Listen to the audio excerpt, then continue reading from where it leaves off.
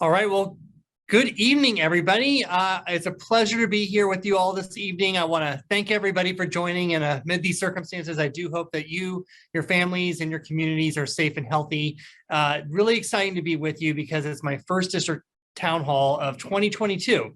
My name is Chris Ward, and I have the honor of representing the 70th Assembly District in the state legislature, which includes the cities of Del Mar, Solana Beach, Coronado, Imperial Beach, and many of the coastal and mid-city communities within the city of San Diego. I'd like to give you all a quick update on what's going on in Sacramento. We returned to the new session last Monday on January 3rd, and while it's only been not 2 weeks, my team and I have already introduced new pieces of legislation designed to help California tackle some of our most pressing problems. Before I touch on those two bills, I wanted to announce to the group that in addition to my new role as a member of the Assembly Housing Committee, I also have the honor of being named the new Assistant Majority Leader for the California Assembly. And in this role, I think I'm better positioned to advocate for a lot of changes that we need on a number of our priorities, including climate, housing and homelessness, transportation, public safety, and so much more. So our first week back, last Monday, I introduced AB 1594 with Assembly members Ting and Gibson to improve our efforts to reduce gun violence. This bill will hold gun manufacturers accountable for harm incurred with their products where state laws are violated, and it breaks through a shield currently afforded to the gun industry by federal law. It closely mirrors legislation successfully passed in New York State, and we're committed to make sure that Californians have every tool available to help them keep themselves safe. This bill will be heard in committee in March. I also introduced AB 1640 to establish regional climate networks. Last year, a joint effort by my colleagues, Assembly members Mullen, Bennett, and Quirk, resulted in a bill which stalled in the Senate, but some of those policy elements were incorporated instead into the state budget. Yet, the ability for regions to form networks to empowered to convene, receive and appropriate funds, and prioritize a lot of the adaptation projects were not enacted. So this is going to be an important link to help our region facilitate their actions together on climate change, like our county is poised to do for regional decarbonization strategies. This bill will also be first heard in March. But now I'd like to introduce you all to a very special guest, California Lieutenant Governor Eleni Kounalakis. Lieutenant Governor Kounalakis was sworn in as the 50th Lieutenant Governor of California in January of 2019. So she was the first woman elected to the post of California history, and we're so glad that she broke through that glass ceiling. From 2010 to 2013, she served as the U.S. Ambassador to the Republic of Hungary, and in 2015, she published her acclaimed memoir, Madam Ambassador, 3 Years of Diplomacy, Dinner Parties, and Democracy in Budapest. Prior to her service, she spent 18 years as an executive in one of California's most respected housing development firms. And with that, I'd like to welcome Lieutenant Governor Kounalakis. Well, hello, Assemblyman Ward. It's wonderful to be here with you and members of your constituency. Greetings from Sacramento, and thank you so much for having me. And I guess are you in Sacramento as well? We are in Sacramento here, generally Monday to Thursdays, although of course we were honoring Dr. King's birthday this past Monday. So I flew up this morning and we've got a busy week ahead. Well, it's great to see you and great to be with you. Well, thank you. Well, I know that we're all excited to have you join us. And I think most people know the fundamental job of the Lieutenant Governor, of course, is to be there in the governor's absence, whatever that may be. But you cover so much other territory. Can you maybe talk a little bit more about what the Lieutenant Governor does and some of those areas of purview you have, and maybe an anecdote of some of the highlights you've had in your 3 years in office?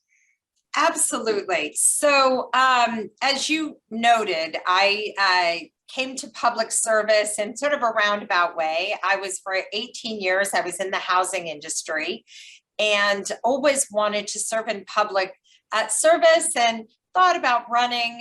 But of course, as I'm sure everyone knows, it's a daunting prospect to run for public office. And so I found my way into the Obama administration, and I served for 3.5 years as the United States Ambassador to Hungary, serving in the State Department.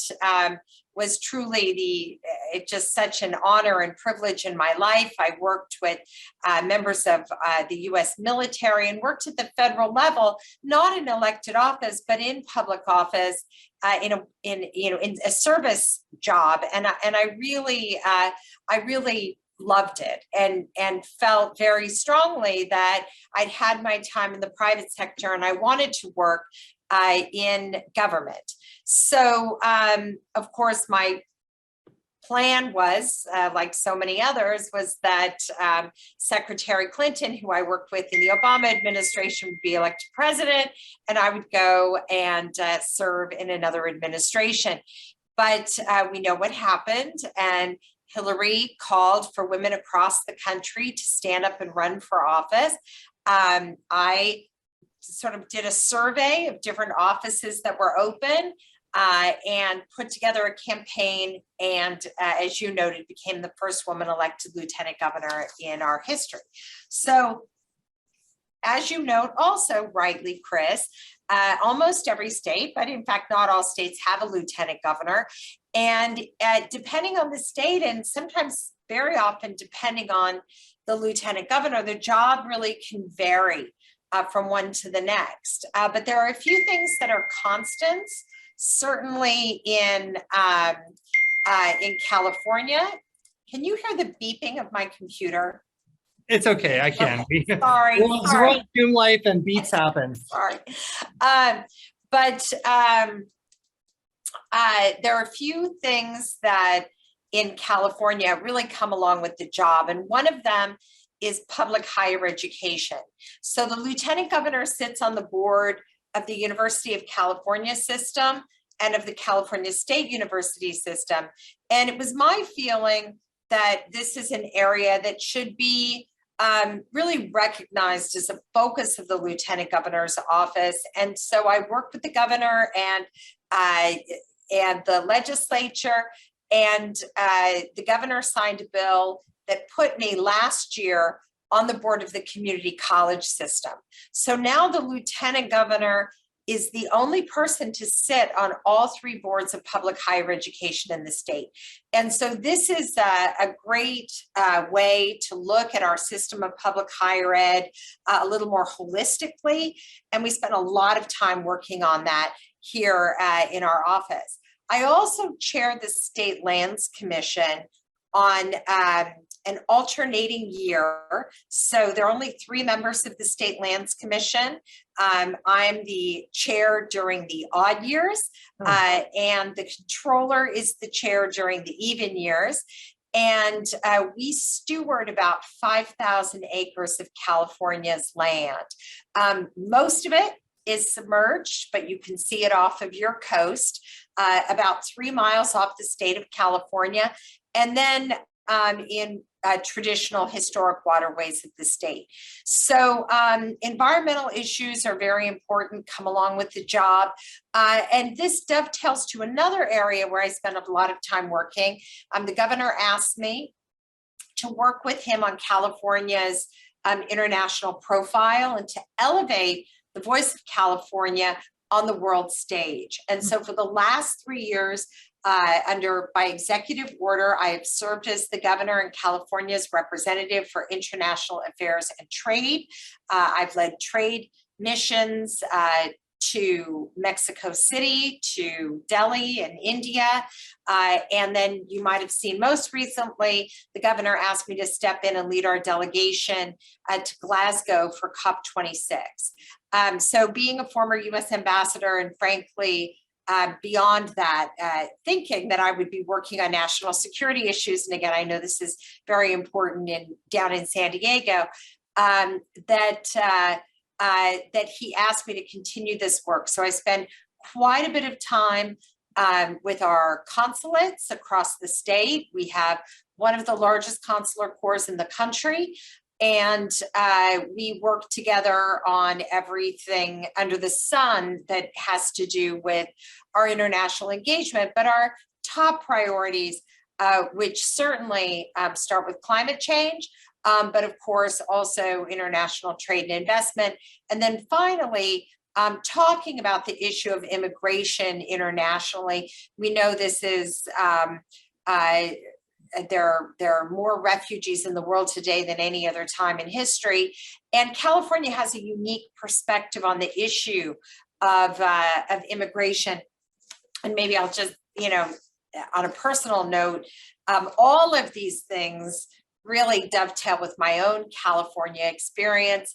My father and my husband, both of his parents were refugees to the United States and came to California. My father started out as a farm worker, made his way to Sacramento State University, and got a great education at Sac State. I was the first in my family to go to a four-year college and graduate. My dad didn't quite graduate, but certainly public higher education has played a very important role in my family's story, as has the ability to start a business, as my dad did, and I worked with him for about 18 years. So I've had the privilege of being born in California, but truly of walking the pathway of the California dream. And so in everything I do, I try to bring that perspective, because so many Californians have the same experience or similar experience. Well, thank you, Lieutenant Governor. That is just such an amazing, first of all, the history, what brought you into office, your motivations, the areas. I definitely want to talk to you about some higher education substance that is really important to our district. We have 4 major universities that are in the 78th Assembly District: UCSD, SDSU, University of San Diego, Point Loma Nazarene, and of course, a very broad and impactful community college district as well. That's wonderful that you touch the UC, the CSU, and the community college systems. You mentioned the State Lands Commission as well too, and many residents or constituents may not know that the Port of San Diego actually sits on state tideland as well. Again, the economic, the environmental, the the recreational opportunities that we have along our bayfront. We've got a lot of synergy that are going on there. And I want to get to climate. First, I'd be remiss about mentioning to the audience just a couple of quick items of housekeeping. If you have any questions, please use the question or the chat function as well. We will try to get to some of those, time permitting, at the end. Lieutenant Governor, I know, has another engagement around 6:15, so we're going to get through a couple of questions that I think sort of speak to these subject areas before then, but would love to be able to address some of the audience questions as well.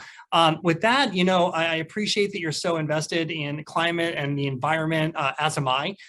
Now let's go back a couple of months. We remember the Orange County oil spill. It's been contained and cleaned up, but what insights do you think we've gained from that incident that can be applied to some of our future climate disasters?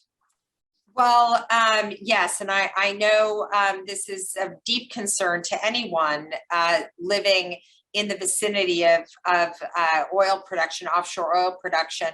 There's a lot of history, and California has come a long way in phasing out legacy oil production off our coast. It's substantially less than it was at its peak in the 90s.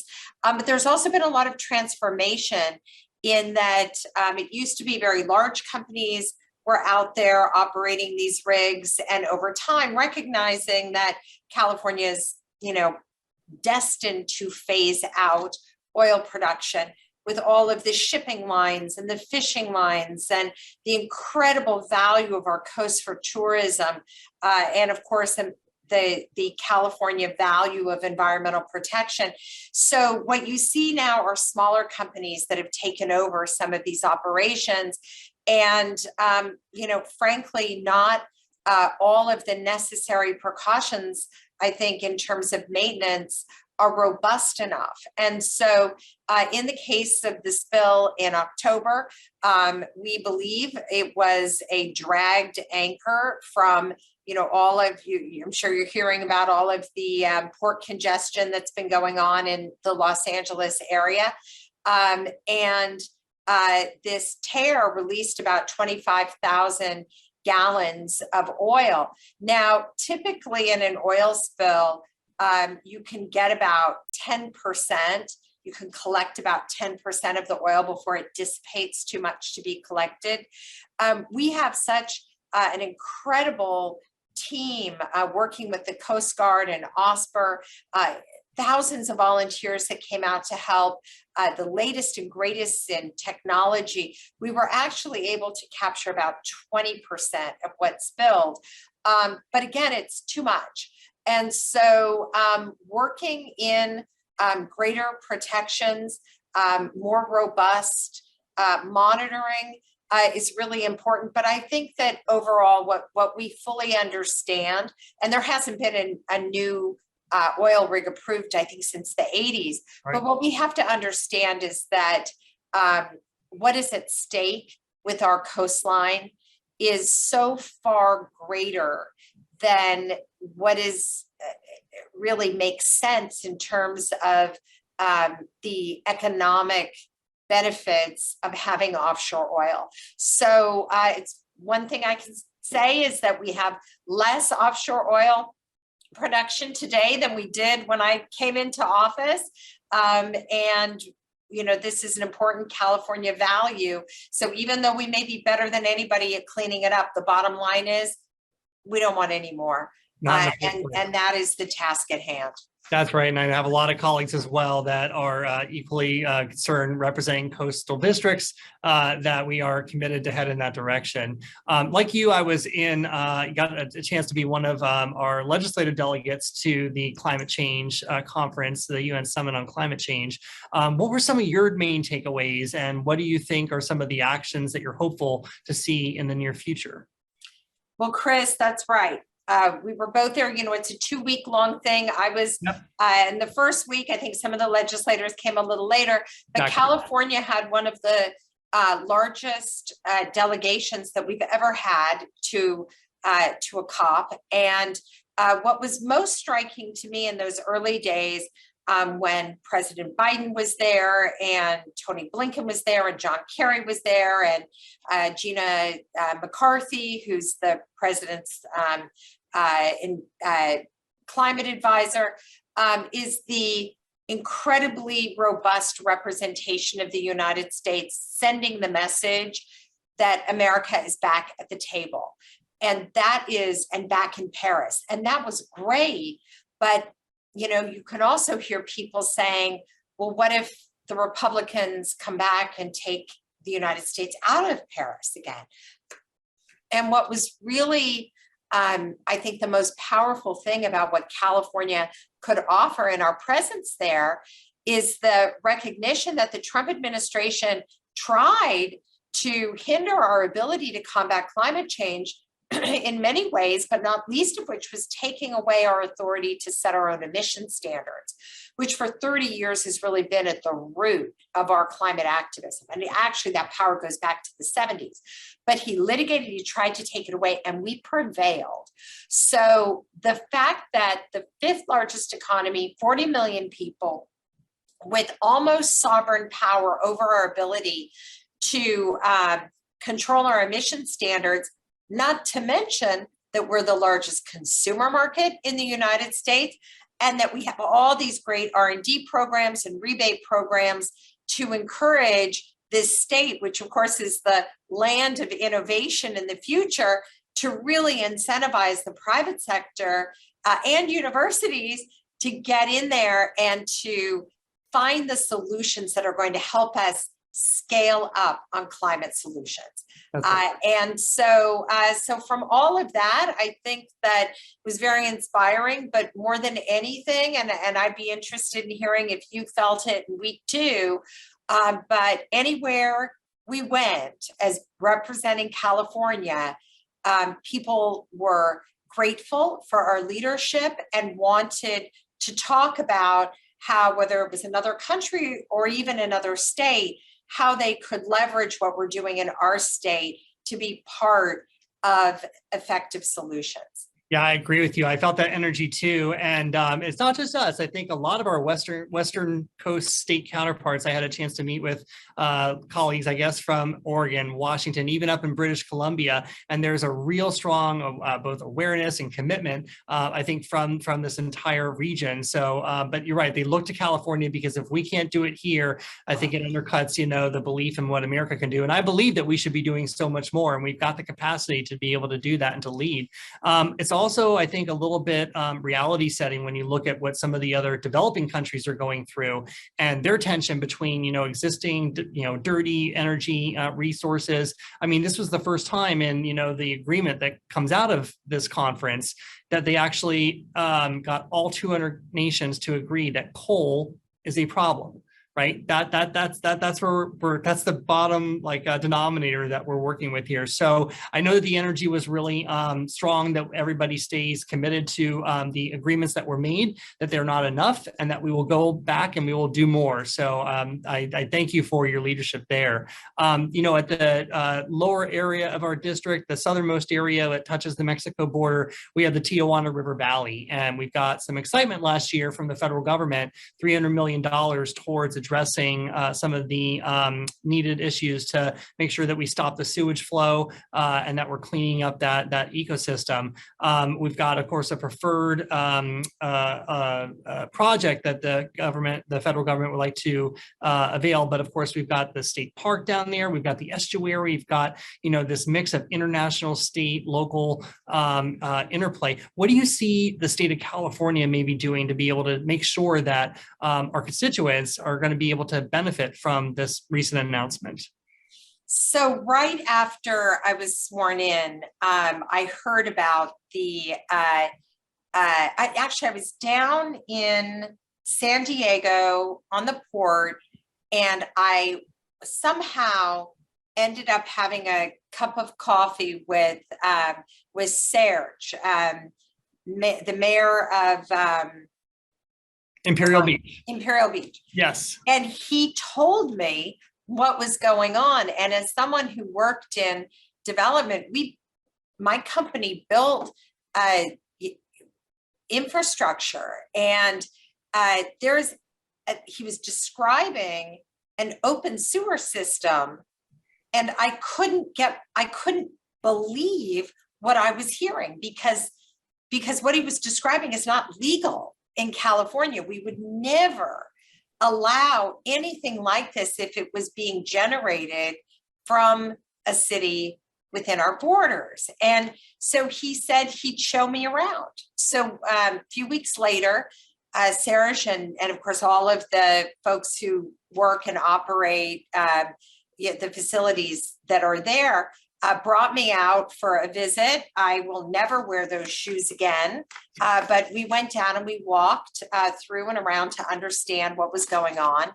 And I was very happy. Again, this was just a few weeks after I was elected, to be able to raise the alarm in Sacramento with the administration. Of course, the governor and his team very quickly got involved. And together, I think that there really has been a very robust statewide effort to shine a light. So when USMCA was being negotiated, we were right there arguing that there needed to be something to deal with the fact that you can have a city on the other side of the border, as we do with Tijuana, with very different rules and regulations. And when it rains, even when it doesn't rain, but especially when it rains, you can't control what's coming over the border, very effectively. So this has been something that, again, Serge is very effective. He has been really good at finding allies all over the place. And we are in a situation now where the first $300 million has been funded. The EPA has released its comprehensive plan that actually includes facilities on both sides of the border. And the NEPA documents are being done to get moving and build the infrastructure necessary to clean it up. And, when I was in Mexico, I had the opportunity to meet with the previous ambassador. The current ambassador is very interested in these border issues. It has already been to Otay Mesa, one of the other issues, the border crossing there. So the focus on environmental, transportation, trade, economic, COVID response, the issues of the border are extremely important. And obviously, of course, the people in your district, but all the way up here in Sacramento, they're very important as well. 100%. Well, we've got a select committee in the assembly that works on U.S.-Mexico issues, and I've already engaged with them to make sure that they're helpful and positioned once the federal government is ready to go, that we're doing our part and we get the infrastructure built and redesigned so that we're stopping that pollution. Thank you again for the attention to that, and we'll stay in touch with that as it pertains to a lot of our state resources. I'd like to switch over to higher education because of all that you do, through your roles there. I mentioned UC San Diego. It's within our district. It's really important that we have access to higher education systems for all of our opportunities for next year, tomorrow's jobs. But the UC is becoming increasingly out of grasp to so many California students. We worry about the high cost of college, of course, affordable housing and basic living costs. How do you see the state addressing affordability within the UC and the CSU school systems? Well, Chris, we're working on it. And there is no greater investment that we can make in our state than investing in public higher education. It is the engine that has driven the success of our state for generations. And it's just gotten too expensive and too out of reach. But just to give you a little bit of a sense of, statewide, between the CSU, the UC, and the community college system, we have like 2.8 million students enrolled in public higher education in our state. And we actually crunched the numbers and came up with kind of a blended understanding of who these students are. And somewhere between 35 and 40% of the students enrolled in public higher ed are the first in their family to go to college. This is so important for us as a state to understand that we have benefited disproportionately from the United States' generous immigration policies. About 14% nationwide of our population are immigrants, but in California, it's about 27%. And here we are with this system of public higher education that throws open the doors of opportunity to those who would have it. Again, 1.9 million in community colleges alone. And then, of course, the CSU and the UC, some of the greatest universities, research universities, training universities anywhere in the world. And this has been a recipe for great success. So finding ways to make the system more user-friendly. If mom and dad are there to help you figure out your application or which classes to take or how to graduate in 4 years, it's very different than if you're navigating it on your own and trying to really figure out whether or not it's worth it, or if you should just, maybe go get a job. So there's a lot that we can do, and I know this, that the governor just released his budget. Last year, we had a $75 billion budget surplus. This year, we're looking at a $46 billion budget surplus. The governor was lieutenant governor for 8 years. He's very focused on affordability and accessibility.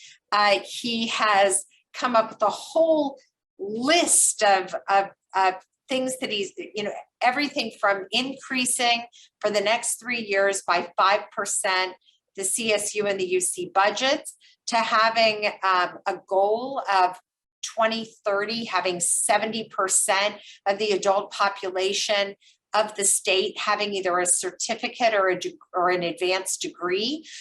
We know we need more diplomas. We need more advanced degrees in our state to meet the need of the growing economy.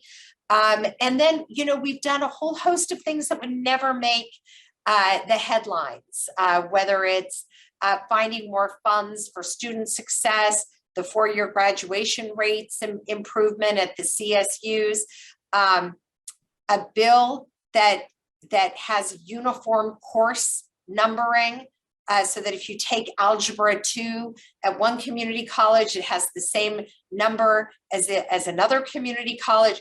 All of these things to allow us to have the systems and the data and the support to help our students make it through and get that degree and get that training that we know is absolutely instrumental in growing the success of their family and their own potential.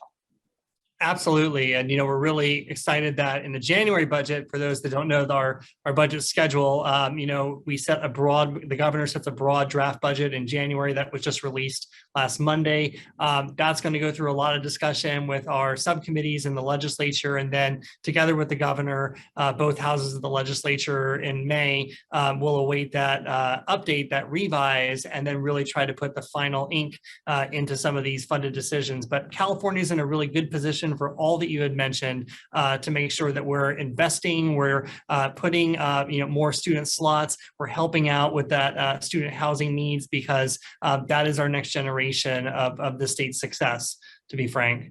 As well in the budget, I know homelessness and other housing related issues has been something that has been important to me. So many of the neighbors that see the troubles in our communities and want us to do more. So I'm excited for that investment that we're seeing on top of last year's multi-year plan that will have at least another $2 billion toward affordable housing, direct support for those housing units and treatment slots to make sure that we're getting more people towards that pathway of success. On the areas of homelessness, because that is, I think, alongside climate, something that we hear about regularly in our district. What do you see as California proposing to address the unhoused population's needs while simultaneously helping those to receive any sort of services or the right kinds of support networks for them to be able to address their needs? Well, Assemblyman, across the state, there's no issue that is tugging at the heartstrings and also more frustrating than this issue of the California homeless challenge. And it's been one that has been around for a very long time, but during the time of the pandemic, our home prices set new record high of over $800,000 for a single family home. Of course, other challenges in mental health. We have a very large share in California of the nation's homeless. Some estimates are about 150,000 chronically homeless people in our state. So with this budget and with last year's budget surplus, the governor has made this very significant priority for him. And of course, we know that he was mayor of San Francisco. He's been dealing with this for a very long time. So we got quite a bit of federal support through the American Rescue Act that went to help us do this very innovative project, Room Key, taking unhoused populations, homeless, and putting them into motels and hotels that weren't being used because, of course, we didn't have any tourism because of the pandemic, and converting that into Project Home Key, which is now allowing us to go and purchase existing facilities like motels and hotels and providing wraparound services. So somewhere around 56,000 units should be attainable through the allocations, $14 billion allocated between last year and this year. What I think is extremely important isn't just to say, we care and this is how much, and we're working on it, and here's the funds that are going to it. But the real question is, are people going to see a difference? Because every time I walk down the street past someone who's sleeping and looks like they haven't had a decent meal or a shower, or someone who clearly needs mental health services, it something inside of you just is screaming out that we know we can do better. So if we have 150,000 homeless in our state and 50,000 through last year's budget and this year's budget, we believe we're going to be able to house and give treatment to, that's a really significant debt. And of course, we'll go to those who are, I think the most in need first. But I'm very hopeful, but I also feel that we are going to be held accountable as to whether or not this massive $14 billion investment, creative $14 billion investment is actually going to make a difference. And let me just say one more thing on this. And that is that the governor, when he revealed his budget, talked about conservatorship and this whole question that as a society, we have to ask ourselves that if someone clearly cannot take care of themselves, is it the right thing as a society for us to allow them to live in those kinds of conditions on the street? Or should there be a greater ability to require them to get a certain level of aid? And this is very, very touchy.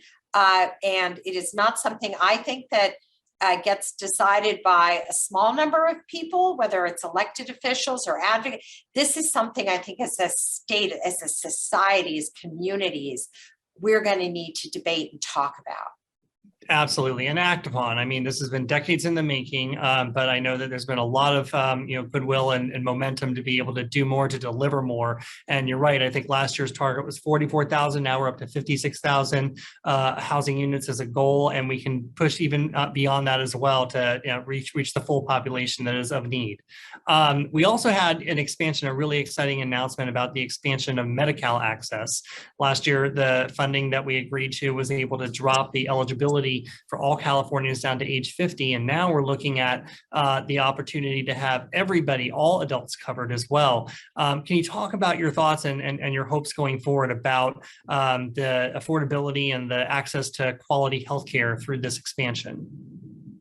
Absolutely. So it is incredible. And I think that when we look at the kind of gridlock and challenges you see in the federal government over being able to solve challenges, and then you compare that with the way that our local government, our state government, elected officials in the assembly and the Senate, the governor and the administration, our taxpayers who are supplying these record surpluses, we actually have it within our ability to make a big difference. I don't think there's anyone who would argue that a person who can't afford healthcare or isn't eligible for some other reason, a person who is here who's undocumented, and as we know, a very large part of our population is undocumented, people who've been here for a long time, that if we provide the kind of basic access to a checkup, to medicine when they need it, that it is much less expensive than having our emergency rooms overflowing with people who didn't get adequate care from early on. This math has been done 100 different ways, and it always comes out the same. It is better for someone to have insurance to go in and get an antibiotic than to end up in the emergency room needing to go into the ICU. So, and by the way, it's also a humanitarian value. But all of these things together, and again, with this budget surplus, the governor has been able to expand Medi-Cal now to include far more people than ever before. And in fact, we are recognizing that this expansion will result in universal access to healthcare. So it's very exciting. I think, like all things, it's going to be really interesting to see how it works and what we can show the rest of the country in terms of results. I agree, absolutely. We have a question from a constituent in La Jolla. What efforts have been made to address the fraud that has affected the Employment Development Department? I know the legislature has been, providing a lot of feedback. We've been frustrated trying to, help our constituents get the pay that they need to pay their bills. But there's also been some reforms. From your administration's perspective, what do you see as some of the ability to correct the fraud activity? Well, certainly this is a dark mark on California's COVID response, which, by the way, by health metrics we did a very good job in our state when it came to getting people PPE and then getting people vaccinated. In terms of taking, we were the first state in the country based on our science-based approach to shelter or to stay home. And when you look at the numbers of infections, the number of fatalities on a per capita basis, we handled this health emergency very well. But the EDD meltdown is a stain, and the system was old and antiquated. And here we are, California, the birthplace of all these major technology companies, but fraud was rampant, and the estimates are enormous of the amount of money that was basically just stolen in fraud. The response, of course, is to get in there and fix the system. And the governor has been able to use his authority during the crisis to be able to do that. And they've made strides, but it won't undo what happened. So we should be in a position where we can stop this from happening in the future. But in terms of the fraud that took place and the money that went out the door, it does not look like we'll be able to get a substantial amount of it, find out even where exactly it went.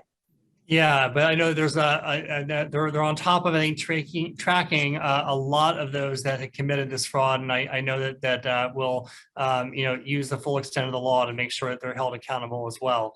And of course, the modernization efforts that we have. So it was an unprecedented spike that we had in requests for assistance that we were obligated to turn out. I know our office helped a lot of, I think, almost 2,000 constituents on the back end when they were otherwise stuck or denied the benefits that they were due. So lessons learned from there to make sure that we're modernizing and that state technology and infrastructure is going to be able to deliver in the future.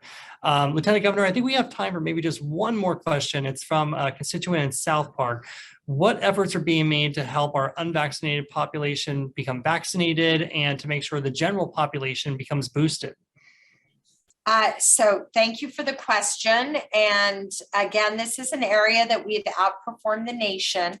The governor used a statistic last week that it was 95% of California adults over the age of 18 have had at least one shot. I think it might be between 90 and 95, but it's tremendous and a real testament to the fact that most Californians believe we're all in it together and believe the science.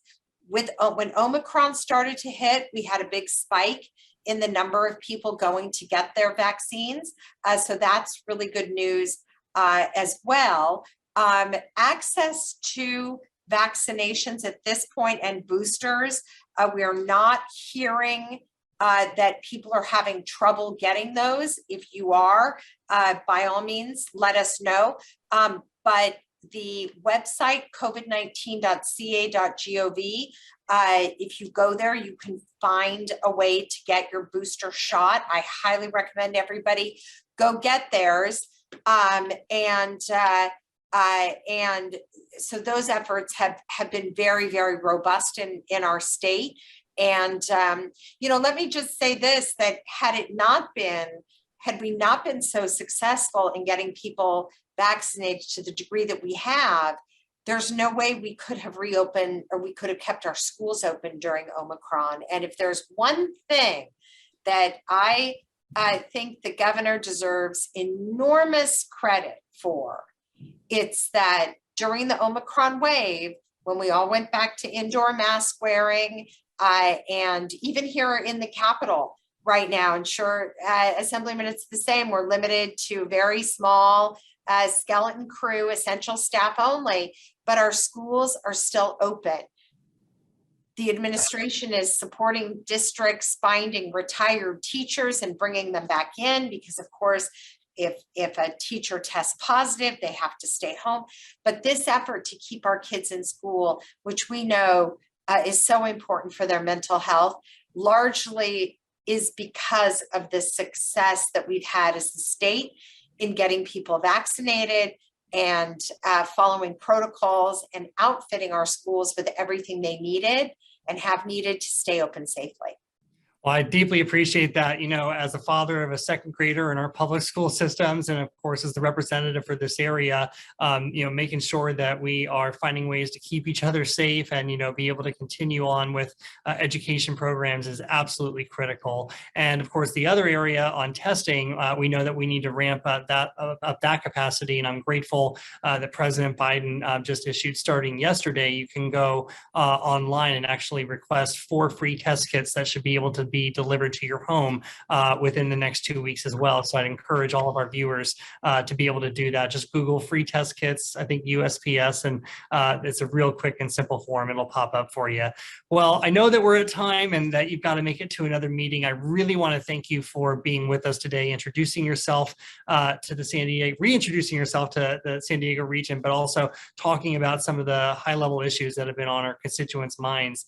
And I'll let everybody know we're going to drop some information in the chat and in the question. I know we didn't get to answer all of the questions that were put out there here today, but we're happy to do so. If you want to reach out to my district office, we're always available to assist you with contacting state agencies. If you need assistance with public services like veterans benefits, workers' compensation insurance, consumer complaints, or if you want to know what the legislature is working on a given topic, what a bill means, when's a good time to actually engage and weigh in and show your support or opposition, please make sure that you're reaching out to us by email or calling us at my district office. We'll put that number in the chat as well too.